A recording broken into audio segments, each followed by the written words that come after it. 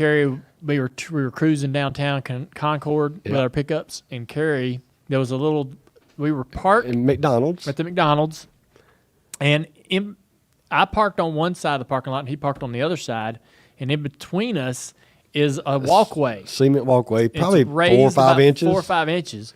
And you had your S10. I had an S10, you had one. I had... you backed into my truck. I wasn't in the S10, was I? I was in the truck. You were in a red S10. Was I in the red S10? He puts his car in reverse. Well, I can't remember what triggered that. You did and something. knocked the grill out of my truck. And so I put it in reverse and back because I was straight driving. He was automatic. We were horsing around. And I backed over that median walkway and rammed him. Yeah, see, he's doing some bad stuff to me. And then I put it in first gear, and that is one thing I did. I put it in first gear and took off. Well, as I'm doing that, I look at everybody in McDonald's, and their face is just like, what happened? My grill's in like 15 pieces. He gets out. As I'm driving off, I see him getting out to walk around. I'm gone.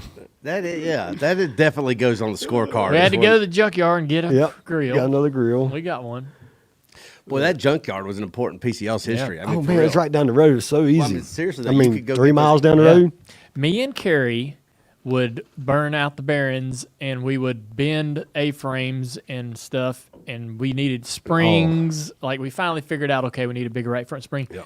Me and Kerry would drive our truck into the depths of that junkyard in the middle of the summer and crawl underneath these 1980 Cadillacs and Chevrolets in the middle of the dirt. No clue what no shoulders were crawling around out there. Didn't bother us then, though. And we didn't care. Right. It had to be crawling with it. Yes. Yeah. It was. I think about it today, and I'm like, looking back, it was like the time of our life. We were having a blast. It was fun. Well, we were in there every week trying to get a part. Yep. Because we'd broke something. And I think we actually just, if we didn't need something, we act like we did, and just to go there and crawl around stuff. Yeah. Check all the cars out. So, this is funny. You'll like this. So, we're riding.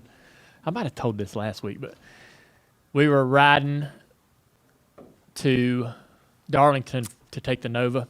Yep. And I had Uncle Robert Jr. in the car, and he's telling all these great stories, right? And every story he tells about Dad is, oh, your dad was this awesome thing. We did this together, and it was amazing, and he was awesome, and he was great, and he was tough, and he was this, and he was that, right?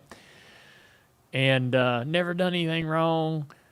And when Uncle Jimmy tells the stories about Dad, he says that Dad would go to the junkyard for a $3 part and look around at all the other stuff that he was going to come back and get later in the middle of the night. I believe that. Yep. That's the side. I heard that story. Yeah. One time, we have a gathering every year up in Pennsylvania with LW. You may have been there one time, maybe not, but it's me and Robert and Jimmy and Seth, and we got set at the table, and Robert was telling these stories, and Jimmy was telling that story. I remember him talking about that. So you hear some good times. I'm just trying to imagine Dad breaking into the junkyard in the middle of the night. Hey, was he sort of like? You're gonna get upset with me saying this. I always appreciate the fact that you're sort of cheap, right? Like you're sort of cheap. You don't ever carry any money around with you. Was your dad that way? Was he sort of like thrifty and tight with his cash? Pretty tight. He was. Yep. I mean, if he's crawling around a junkyard, I remember one time we went to McDonald's, I had to buy with Dad. You had to buy? I bought. Yeah. Oh, yeah. No, not McDonald's, Whataburger. He never carried cash. Nope. He never carried cash? Never had cash. Yeah.